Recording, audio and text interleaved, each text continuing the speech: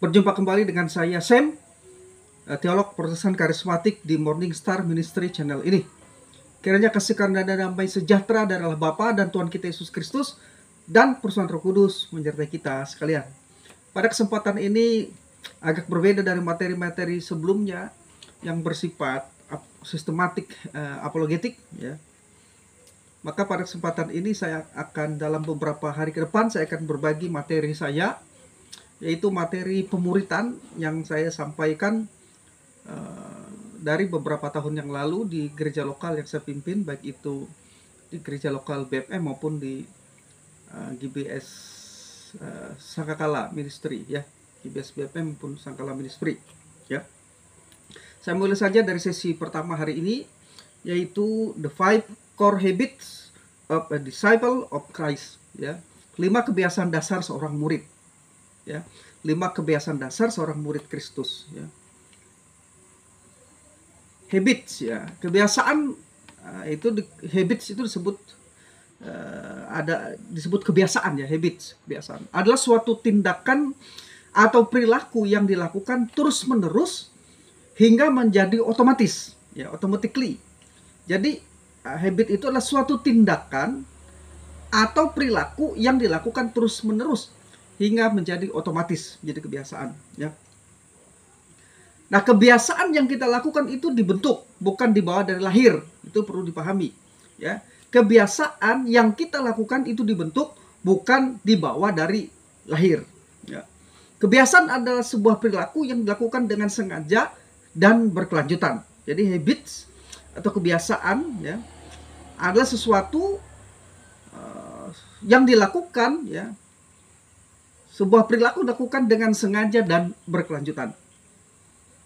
Kita tidak dilahirkan dengan habits, tidak dilahirkan dengan kebiasaan. Tapi kebiasaan itu adalah sesuatu yang perilaku yang dilakukan dengan sengaja dan berkelanjutan. Tidak dibawa dari dalam kandungan orang tua kita, ya. Nah, jadi kita tidak dilahirkan dengan kebiasaan, namun kitalah yang membentuk kebiasaan itu. Jadi kebiasaan itu tidak dibawa lahir, tapi dibentuk, ya. Nah, misalnya kita menggosok gigi di pagi hari dan malam hari, mandi 3 atau 2 kali sehari, makan 2 atau 3 kali sehari. Semua itu adalah hal yang kita lakukan dengan sengaja dan berkelanjutan sehingga menjadi suatu habits, menjadi kebiasaan yang bersifat automatically, ya. Itu seperti sesuatu yang tanpa dikomando, tanpa diperintah, ya. Misalnya kita tiap pagi bangun jam 5, ya. Dan itu menjadi suatu kebiasaan. Secara otomatis biasanya, ya. Tiap pagi kita akan terbangun pada jam 5. Sama seperti kebiasaan makan. Kebiasaan kita makan jam 7, ya. Ini kita lakukan terus-menerus, itu menjadi sesuatu yang otomatis. Dan ketika kita tidak makan jam 7 misalkan, ya ada sesuatu yang kurang rasanya, ya. Nah, jadi itu kebiasaan-kebiasaan yang dibentuk. Kita mau makan jam 7, mau makan jam 9, itu semua kita yang mengatur, ya, yang menentukan, ya. Jadi semua itu, ya, kebiasaan-kebiasaan perilaku dilakukan dengan sengaja dan bersifat berkelanjutan menjadi habit, ya. Nah, hasil-hasil yang kita dapatkan hari ini itu menunjukkan apa yang telah kita lakukan di hari-hari, bulan-bulan, tahun-tahun sebelumnya. Bahkan kebiasaan hari ini yang kita lakukan itu hasil yang kita dapatkan hari adalah kebiasaan yang 5 tahun, 10 tahun dulu kita telah lakukan, ya.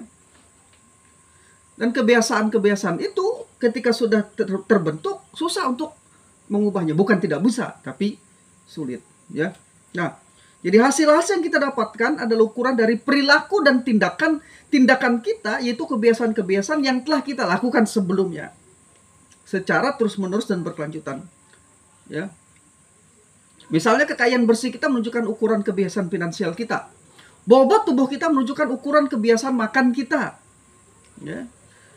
Pengetahuan kita merupakan ukuran kebiasaan belajar kita. Kerapian kita merupakan ukuran kebiasaan bersih kita. Hasil adalah hal yang kita dapatkan karena kita melakukannya berulang-ulang menjadi satu kebiasaan. Banyak pengetahuan saya dalam bidang teologi itu tidak terjadi begitu saja. Itu adalah hasil kebiasaan 20-15 tahun yang lalu dan masih tetap saya lakukan sampai hari ini, ya. Jadi bukan sesuatu yang hebat, ya, punya banyak pengetahuan teologi, punya banyak jawaban atas berbagai pertanyaan, itu bukan sesuatu yang hebat, sesuatu yang luar biasa, tidak. Tapi itu adalah hasil dari suatu kebiasaan. Tahukah saudara tendangan Ronaldo? Karena zaman saya dulu, zaman Piala Dunia di Prancis, itu kan Ronaldo, bintang juga waktu itu, ya. Dan sebelum-sebelumnya itu, ya. Nah, tendangan Ronaldo yang begitu hebat, luar biasa, disebut orang, itu adalah hasil dari kebiasaan. Tahukah saudara, puluhan ribu kali tendangan itu dia latih, ya. Nah, sehingga ketika dia melakukan tendangan dan mencetak gol, ya itu adalah satu kebiasaan, ya, yang dilatih dan berkelanjutan, ya. Jadi hasil adalah hal yang kita dapatkan karena kita melakukan berulang-ulang menjadi kebiasaan. Demikian juga dengan kebiasaan-kebiasaan rohani. Ya, itu tidak terjadi begitu saja, tetapi merupakan hasil dari perilaku dan tindakan yang dengan sengaja dibangun hingga menjadi suatu kebiasaan dan automatically. Ya. Jadi kebiasaan-kebiasaan rohani dari yang kita lakukan hari ini, itu sebenarnya adalah hasil dari perilaku dan tindakan yang dengan sengaja kita bangun di masa lalu menjadi suatu kebiasaan dan otomatis. Ya. Kebiasaan-kebiasaan rohani adalah perilaku atau tindakan yang dilakukan berhubungan dengan kehidupan rohani. Nah, ada 5 kebiasaan rohani paling mendasar. Ya, ini saya sebut sebagai core habit. Ada 5. Ada 5 core habit. Kebiasaan rohani paling mendasar dalam Alkitab. 1, pengajaran. 2, persekutuan. 3, ibadah. 4, pelayanan. Dan 5, kesaksian. Ya, jadi menurut Alkitab, dalam catatan Alkitab, dan ini mulai dari Kisah Para Rasul dan terus sampai kepada surat-surat lainnya juga, ya, berkaitan dengan ke-5 hal ini, ya, yaitu kebiasaan-kebiasaan itu adalah pengajaran, core habit itu adalah pengajaran, persekutuan, ibadah, pelayanan, dan kesaksian. Saudara bisa baca ayat rujukan pertamanya Kisah Rasul 2 ayat 42 sampai ayat yang ke-47. Ya. Nah, ke-5 hal ini merupakan kebiasaan baru dari orang-orang yang telah lahir baru, agar mereka dapat bertumbuh menjadi dewasa secara rohani. Di Kisah Para Rasul itu kalau kita baca, ya. Jadi ke-5 hal tersebut menjadi contoh dan kebiasaan-kebiasaan rohani paling mendasar yang perlu diteladani, perlu ditiru oleh orang-orang percaya saat ini. Setiap orang percaya perlu membangun kebiasaan-kebiasaan rohani ini dengan sengaja, dengan terencana, sehingga terjadi pertumbuhan. Jadi pertumbuhan itu adalah sesuatu yang kita lakukan secara sengaja. Ya. Nah, jadi yang pertama, semakin bertumbuh dewasa melalui pengajaran. Yang kedua, semakin bertambah akrab melalui persekutuan. Yang ketiga, semakin bertambah sehat melalui ibadah. Yang kelima, semakin bertambah kuat melalui pelayanan. Dan yang kelima, yang keempat tadi semakin bertambah kuat melalui pelayanan. Dan yang kelima, semakin besar dan luas melalui kesaksian. Nah, ketika kebiasaan-kebiasaan rohani yang paling mendasar ini dikerjakan, dilakukan, ya, kita akan melihat satu pertumbuhan, ya, dalam kehidupan kekristenan kita. Jadi kelima kebiasaan rohani paling mendasar ini digambarkan dalam gereja mula-mula di Yerusalem sebagaimana tercatat dalam Kisah Para Rasul 2 ayat 42 sampai 47. Pada saat itu, ya, di Kisah Para Rasul pasal 2 ayat 42 sampai 47 itu, pada saat itu orang-orang percaya yang baru melakukan hal-hal yang baru, yaitu belajar, bertekun dalam pengajaran rasul-rasul. Yang kedua, bersekutu, bertekun dalam persekutuan, berkumpul memecahkan roti dan berdoa. Yang ketiga, beribadah, bertekun dalam ibadah. Mereka sehati berkumpul tiap-tiap hari dalam bait Allah. Yang keempat, mereka melayani. Mereka memberitakan Injil, bersaksi, membagikan harta mereka dan bergiliran pelayanan ke rumah-rumah. Dan yang kelima, ya, mereka dikatakan bertekun dalam pengajaran, dalam kesaksian. Ya. Tiap-tiap hari Tuhan menambah jumlah mereka dengan orang yang diselamatkan. Jadi mereka yang kelima bertekun, bersaksi. Ya. Nah, menarik untuk meneliti Kisah Para Rasul pasal 2 ayat 42 sampai 47 ini. Saya menyimpulkan bahwa nampaknya, ya, di Kisah Para Rasul pasal 2 ayat 42 dan 47, nampaknya kata proskarterostes, ya, proskarterontes merupakan kata kunci di ayat tersebut, di ayat-ayat tersebut. Jadi ada kata Yunani proskarterontes, dan ini saya menyimpulkan merupakan kata kunci, ya. Kata proskarterontes itu adalah kata kerja verb present participle aktif yang menjelaskan kebiasaan jemaat secara konsisten, terus-menerus, fokus, dan terarah. Artinya apa? Setelah diselamatkan, orang-orang percaya baru tersebut dengan sengaja menundukkan diri mereka di bawah kepemimpinan para rasul untuk melakukan hal-hal yang baru yang akhirnya menjadi kebiasaan mereka. Secara harafiah mereka bertekun, proskartereo, dan sungguh-sungguh menempatkan diri di dalam pengajaran rasul-rasul dan memberi diri mereka mudah diajar, teachable. Jadi orang-orang percaya ini teachable, ya, memberi diri mereka mudah diajar, teachable. Nah, kata teachable ini seringkali diartikan dengan mudah diajar. Namun, saya mengartikan kata ini dalam dua pengertian, yaitu mau belajar dan bersedia diajar. Jadi teachable itu orang yang mau belajar dan bersedia diajar. Nah, seorang murid harus mau diajar dan bersedia diajar, ya, mau belajar dan bersedia diajar. Ya. Nah, sikap teachable ini adalah sikap dari seorang murid. Karena itu menjadi seorang murid Kristus harus menjadi tujuan semua orang percaya. Hal ini sesuai dengan perintah Tuhan kepada para rasul, para muridnya untuk menjadikan semua bangsa murid-muridnya. Perintah ini kita kenal dengan amanat agung, Matius 28 ayat 19 sampai 20. Saudara bisa baca di sana. Saya sengaja tidak baca ayat-ayat itu supaya saudara buka Alkitab saudara dan baca sendiri ayat-ayat itu. Nah, sebagai seorang murid kita harus membangun kebiasaan-kebiasaan rohani mendasar. Sekali lagi, 1 belajar, 2 bersekutu, 3 beribadah, 4 melayani, 5 bersaksi. Saya menyingkatnya 3B MB. 3B MB. Belajar, bersekutu, beribadah, ya, kemudian M melayani, 3B belajar, bersekutu, beribadah. Kemudian M-nya melayani dan B-nya lagi bersaksi. 3B MB. Saya ingat 3B MB. Belajar, bersekutu, beribadah, melayani, bersaksi. Ini core habit. Kebiasaan dasar rohani paling mendasar, ya, yang harus dibangun oleh seorang Kristen, ya, seorang yang percaya kepada Tuhan Yesus Kristus. Nah, belajar, bersekutu, beribadah, melayani, dan bersaksi. Nah, saat kita memperhatikan dan teliti Matius 28 ayat 19 sampai 20, maka pemuridan nampaknya merupakan metode yang ditetapkan Allah dalam perintah amanat agung tersebut untuk menjangkau orang-orang yang belum percaya bagi Kristus. Beberapa orang memahami ini sebagai inti amanat agung terletak hanya pada penginjilan. Jadi ada orang yang berpendapat bahwa penginjilan itu merupakan inti amanat agung. Saya tidak berpendapat demikian. Nanti saudara akan lihat penjelasannya.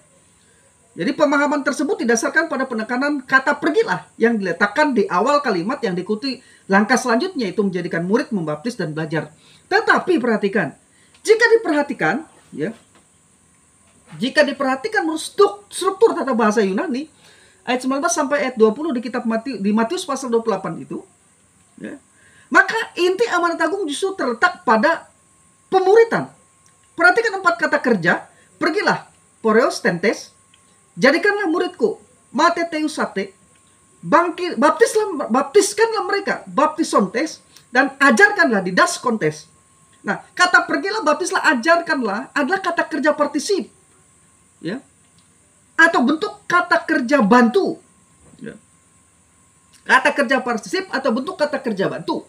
Kata jadikan semua bangsa muridku, mate teusate, pantata enta adalah kata kerja imperatif atau kata kerja bentuk perintah, ya. Imperatif artinya suatu panggilan yang berbentuk perintah mutlak dan tidak bisa ditawar-tawar.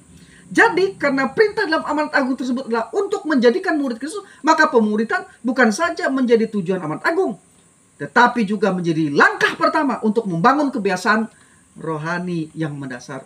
Jadi untuk membangun kebiasaan belajar, bersekutu, beribadah, melayani, bersaksi, Anda harus teachable, menjadi seorang murid yang mau belajar dan siap diajar, ya.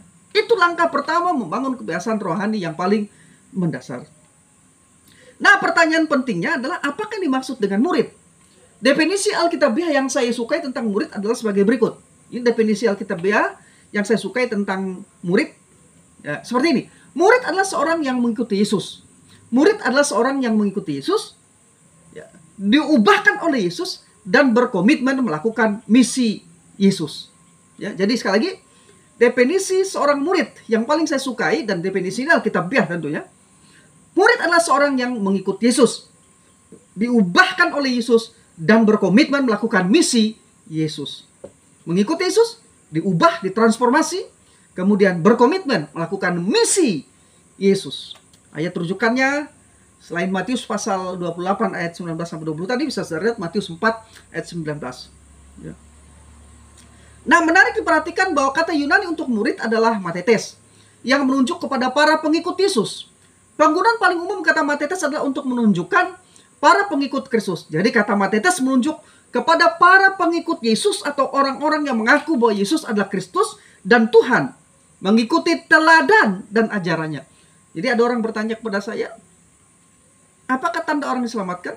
Mengaku, percaya dalam hati, Yesus adalah, percaya dalam hatinya, dia dibenarkan bahwa Yesus adalah Tuhan. Ya, bahwa Allah membangkitkan dia dari orang mati, itu syahadat paling mendasar, dan mengaku dengan mulutnya. Ya, percaya dalam hati dan mengaku mulut. Apakah cukup sampai situ? Ya, tidak. Tetapi pengakuan adalah sesuatu yang dilakukan terus-menerus. Percaya dilakukan terus-menerus, pengakuan yang dilakukan terus-menerus sampai akhir hidupnya. Ya, itu menunjukkan bahwa orang itu diselamatkan. Ya. Nah, jadi dia tidak hanya mengaku Yesus, ya, bahwa Yesus adalah Kristus Mesias, bahwa Yesus adalah Tuhan, Yesus adalah Juru Selamat, tetapi juga mengikuti teladan dan ajarannya, serta melaksanakan perintah-perintahnya. Itu murid. Mengakui dia Mesias, Tuhan, Juru Selamat, mengikuti teladan dan ajarannya, serta melakukan perintah-perintahnya. Nah, kata murid atau matetes ini, ya, itu diterjemahkan, ya, kata matetes itu diterjemahkan dengan murid dan tercatat dalam Perjanjian Baru sebanyak 269 kali. Kata matetes yang terjemahkan dengan murid itu. Sedangkan kata Kristen dicatat hanya 3 kali. Dan kata orang percaya hanya 2 kali. Fakta ini memberitahu kita bahwa betapa pentingnya panggilan Tuhan Yesus bagi setiap orang percaya supaya menjadi murid sejati. Maka perintah imperatif dalam amanat agung itu, jadikan semua bangsa muridku. Ya. Jadi pergilah, ya, jadikan semua bangsa muridku, baptis dan ajar. Ya. Tapi yang menjadi imperatif utamanya itu adalah menjadikan semua bangsa muridku. Nah, dan ini ditambah dengan fakta bahwa kata murid itu disebut sebanyak 269 kali, ya, dalam Alkitab. Kata orang percayanya 2 kali dan kata Kristen dicatat 3 kali. Ya.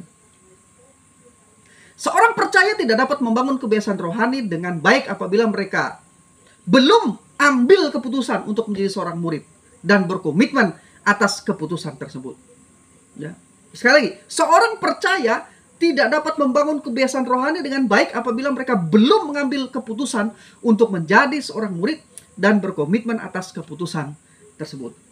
Jadi setiap orang percaya harus menjadi seorang murid dan memiliki sikap seorang murid untuk dapat masuk ke dalam kebiasaan-kebiasaan rohani yang paling dasar dan membangun kebiasaan-kebiasaan itu dengan benar sehingga mereka bertumbuh dengan sehat dan mencapai kedewasaan. Ya. Kebiasaan-kebiasaan rohani dasar yang harus dibangun seperti yang telah disebutkan di atas, 3 BMB tadi: belajar, bersekutu, beribadah, melayani, dan bersaksi. Ya. Nah, jadi kebiasaan-kebiasaan itu, ya, adalah kebiasaan-kebiasaan dasar yang harus dibangun. Kebiasaan-kebiasaan itu dibangun dengan benar sehingga terjadi pertumbuhan yang sehat, ya,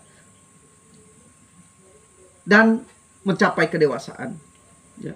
Nah, jadi itu 5 kebiasaan yang harus dibangun, ya, dibangun dengan sengaja, ya, dilakukan dengan sengaja sehingga menjadi satu kebiasaan dan otomatis.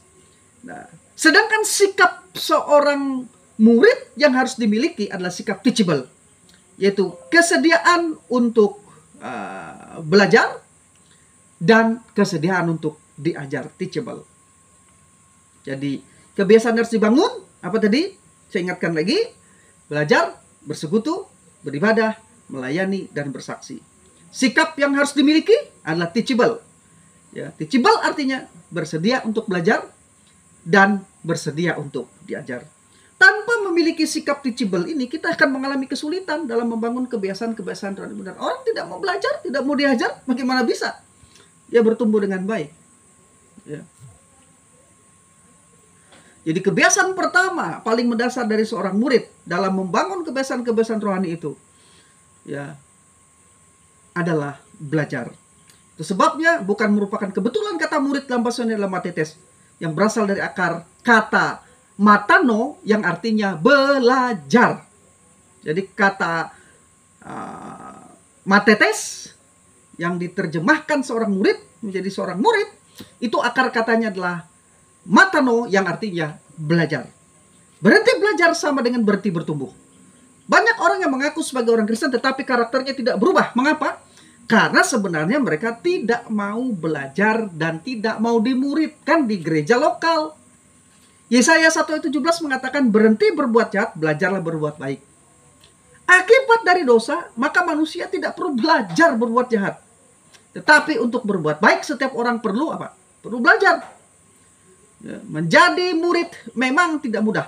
Harus ada penyangkalan diri. Ya, harus ada komitmen.